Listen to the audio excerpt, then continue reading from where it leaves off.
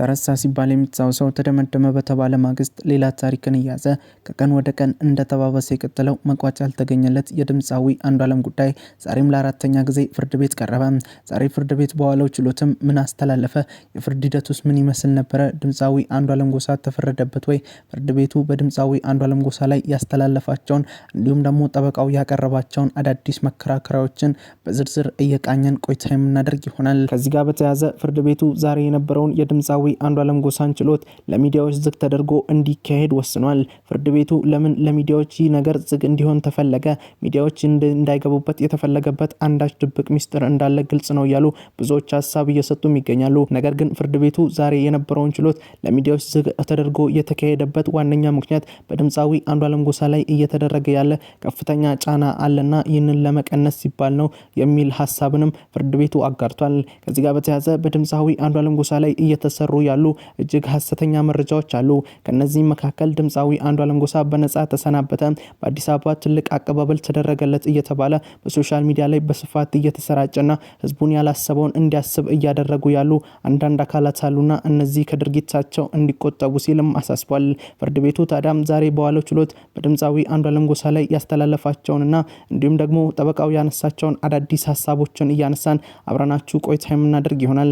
እናንተም እስከ ቪዲዮ ፍጻሜ ድረስ አብራችሁ እንድትቆዩ በአክብሮት እየጠየቅን በቆይታችሁም ታዲያ ትኩስ መረጃ ሁለትን ሰብስክራይብ እንዲሁም ደግሞ ዘወትር የምንለቃቸውን አዳዲስና ፈጣን መረጃዎች እንድታገኙ የደወል ምልክቷን በመጫን ትወዳጁን ዘንድ በአክብሮት እየጠየቅን እናንተም በዚህ ጉዳይ ላይ የራሳችሁን ሀሳብ አስተያየት ዘወትር እንደምላችሁ በታች በኮሜንት መስጫው ዘር አስፍሩልን እያለን እኛ ወደ መረጃዎቹ አመራን። በድጋሚ መልካም ቆይታም።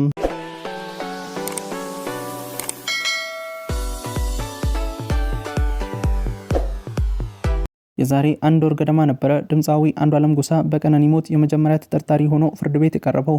ፍርድ ቤት በቀረበበት ወቅትም ፖሊስ ድምፃዊ አንዱዓለም ጎሳ ለመክሰስ ያለኝ መረጃዎች በቂ አይደሉም፣ መረጃዎችን አጠናክሬ እንድቀጥል ተጨማሪ የምርመራ ቀናት ይፈቀድልኝ ብሎ ፍርድ ቤቱን በጠየቀው መሰረት ፍርድ ቤቱም ለፖሊስ ተጨማሪ 14 ቀናትን በመፍቀድ ምርመራውን አጠናክሮ እንዲቀጥል ተደርጎ የመጀመሪያው የፍርድ ቤት ውሎ በዚህ ተጠናቆ ነበርም። ለሁለተኛ ጊዜ ፍርድ ቤት በቀረበበት ወቅትም ፖሊስ አይ እስካሁን ያገኘሁት መረጃ በቂ አይደለም፣ የፎረንሲክ ምርመራም አልመጣልኝም፣ ድምፃዊ አንዱዓለም ጎሳን አሁንም ለመክሰስ ያለኝ መረጃ በቂ ስላልሆነ ተጨማሪ 12 ቀናት ይሰጠኝ ብሎ ፍርድ ቤቱን በጠየቀው መሰረት ፍርድ ቤቱም ለፖሊስ ተጨማሪ 12 ቀናትን በመፍቀድ ምርመራውን አጠናክሮ እንዲቀጥል ከተደረገ በኋላ ለሶስተኛ ጊዜ ድምፃዊ አንዱዓለም ጎሳ ፍርድ ቤት ቀረበ። ሶስተኛው ዙር ላይ ፍርድ ቤት በቀረበበት ወቅት የተለያዩ አዳዲስ ሀሳቦች ተነሱና ድምፃዊ አንዱዓለም ጎሳ ወደ መፈታት የሚያደርሱ አዳዲስ መረጃዎች በስፋት ተሰራጩ። በዚህ ሰዓት ነበር ፍርድ ቤቱ ለድምፃዊ አንዱዓለም ጎሳ የነበረውን የፍርድ ሂደት ውስብስብ ያደረገበት። ድምፃዊ አንዱዓለም ጎሳ ለሶስተኛ ጊዜ ፍርድ ቤት ሲቀርብ ብዙዎች የቀነኒ ደም ዛሬ ፍትህ ታገኛለች፣ ድምፃዊ አንዱዓለም ጎሳ ይፈረድበታል ብለው ቢጠብቁም ነገር ግን ፍርድ ቤቱ በዕለቱ የነበሩ አዳዲስ መከራከሪያ ሀሳቦችን ከተመለከተ በኋላ ፖሊስ ምርመራውን አጠናክሮ እንዲቀጥል ተጨማሪ 9 ቀናትን ፈቅዶ በዕለቱ የነበረውን ችሎት በዛ ማገባደዱ የሚታወቅ ጉዳይ ነው። ለፖሊስ የተፈቀደው ተጨማሪ ቀናት አለቁና ዛሬ ለአራተኛ ጊዜ ፍርድ ቤት የቀረበው ድምፃዊ አንዱዓለም ጎሳ ዛሬ ፍርድ ቤት በዋለው ችሎት ፍርድ ቤቱ ምን አይነት ውሳኔን ያስተላልፍበታል ተብሎ እየተጠበቀ ቢቆይም ነገር ግን ፍርድ ቤቱ ዛሬ የነበረውን የድምፃዊ አንዱዓለም ጎሳን ችሎት ለሚዲያዎች ዝግ እንዲሆን ወስኖ የችሎት ሂደቱን ሲያካሄድ ቆይቷል። ታዲያ ፍርድ ቤቱ ዛሬ በድምፃዊ አንዱዓለም ጎሳ ላይ ምን አስተላለፈ?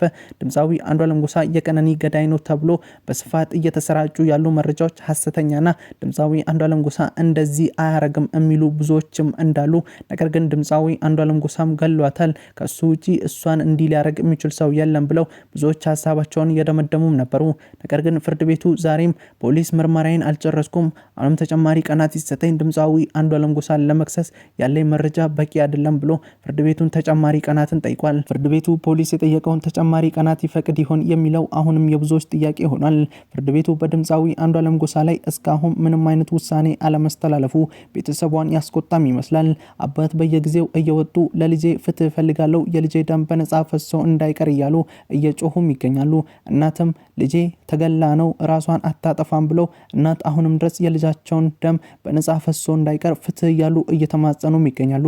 ነገር ግን ፍርድ ቤቱ አሁንም ድረስ በድምፃዊ አንዱዓለም ጎሳ ላይ ምንም አይነት ውሳኔን አላስተላለፈም። ፖሊስም እስካሁን ያገኘሁት መረጃ በቂ አይደለም፣ ድምፃዊ አንዱዓለም ጎሳን ለመክሰስ ያለኝ መረጃዎች በቂ አይደለም ባለው መሰረት አሁንም ተጨማሪ ቀናትን ፍርድ ቤቱ ይፈቅድለት ይሆን የሚለው አሁንም ለብዙዎች ጥያቄ ሆኗል። ፍርድ ቤቱም ዛሬ በዋለው ችሎት ፖሊስ የጠየቀውን ተጨማሪ የምርመራ ቀናትን ፈቅዶ ተጨማሪ 8 ቀናትን ለፖሊስ ፈቅዶ የዛሬው ችሎት በዚህ ተጠናቋል። ታዲያም ፍርድ ቤቱ ዛሬ ያስተላለፈው ነገር ብዙዎችንና ቤተሰቦቿን ያስቆጣም ሆኗል። ብዙዎቹ ፍርዱ እንዲህ እየተንዛዛ ያለው ድምፃዊ አንዷለም ጎሳን ነፃ ለማድረግ ታስቦ ነው እያሉ ቅሬታቸውን እያቀረቡ ይገኛሉ። ቤተሰቧ በኩሏ በዚህ ነገር ደስተኛ የሆኑ አይመስልም።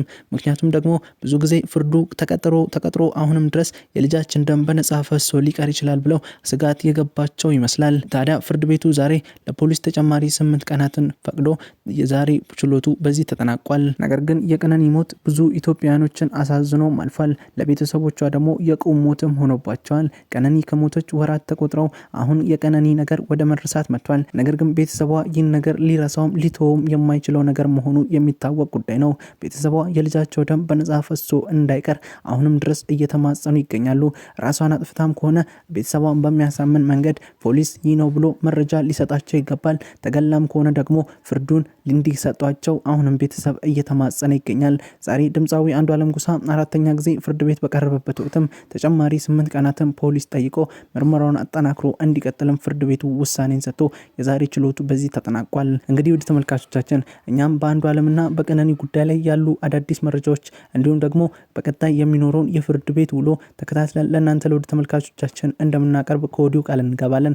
እናንተም እስከዛው ቻናላችንን ሰብስክራይብ ማድረጋችሁን እንዳዘነጉ እያለን ለዛሬ ያዝንላችሁ መሰናዶ ይህን ይመስል ነበር።